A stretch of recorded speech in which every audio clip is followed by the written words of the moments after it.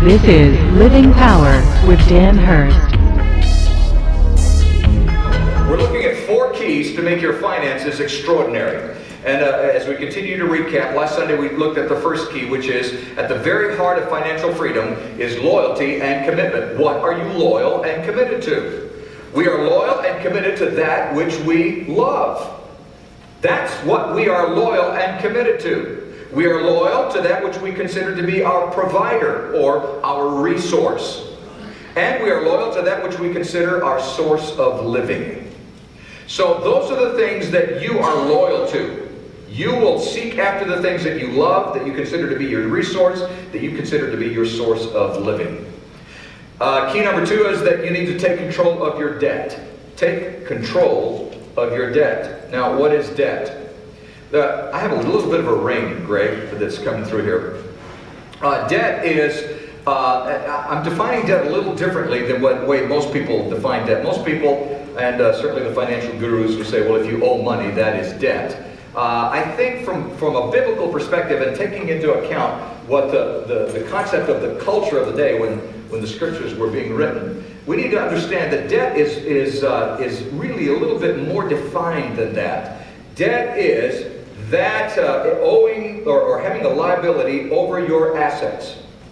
In other words, owing more on something than it is worth. If you have a car that's worth $10,000, but you owe $15,000 on it, that's debt. You are, from this biblical perspective or concept, you're $5,000 in debt. Now, obviously, you owe the $10,000.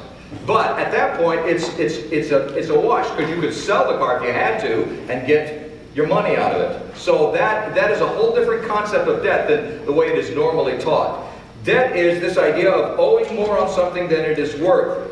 Does the Bible forbid borrowing money? No, it doesn't. There's nowhere in the Bible that it says, oh no, you should never borrow, never borrow money. It says that it doesn't forbid borrowing money, it forbids the abuse of borrowing and lending. That's key. There's nothing wrong with borrowing money when it's under control and for the right purposes. But when it is abusive, when it is borrowed for the wrong reasons or the wrong way, then it is a negative as far as the Bible is concerned. It is the wrong thing to do. Well, how do you get out of debt? Well, we started this last Sunday. First of all, you determine to follow godly teaching and leadership. That's the first step. I'm going to do it God's way. I've decided that no matter what it is, that's the way it's going to work. Now, I will tell you from my own experience, Marcia and I went through a very, very difficult time in our lives very early in our marriage where we just got loaded up into debt. Did you know that they had this really cool thing where you could go buy all of the furniture that you wanted for $50 a month? It was awesome.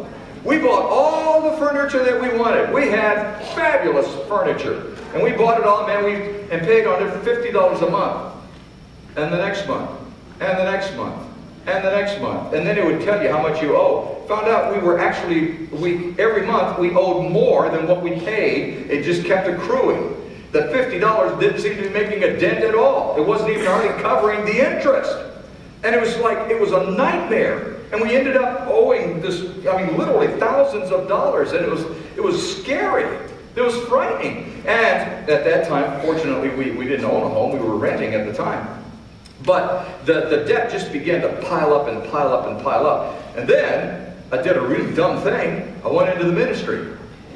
And when you go into the ministry, they don't pay you a whole lot of money in the ministry. And at least not at the level that I was at. And so you don't earn a whole lot of money. So here I was, had an income, but I still had these debts piling up. And now we were moving, and we had to get another car because the car was, shot. And it was just more debt, more debt, more debt. And it became so frightening in our lives, and we didn't know how to get control of it. And we read a book, and I've recommended this book over and over, and I don't even know if the book's out of print. You might be able to find one online somewhere, but it's Jack Taylor wrote a book called God's Miraculous Plan of Economy. Jack Taylor was the pastor down at Prestonwood, and he wrote this book, God's Miraculous Plan of Economy. It was he called them planks, 7 planks. And those 7 principles just hit home. I mean, they were just right. They were scriptural principles. And after reading that book, we decided, you know, we're going to get out of debt and we're going to do it God's way. We're just going to do it God's way. That was the first step in the healing process in getting free from the bondage of debt in our lives. We realized that we had not been doing it God's way. We had been building our lives financially based on what we thought we could handle and what we could control, and we were out of control. And so the first step for us, and I think this is a key principle in the Word, is to determine that you're going to do it God's way.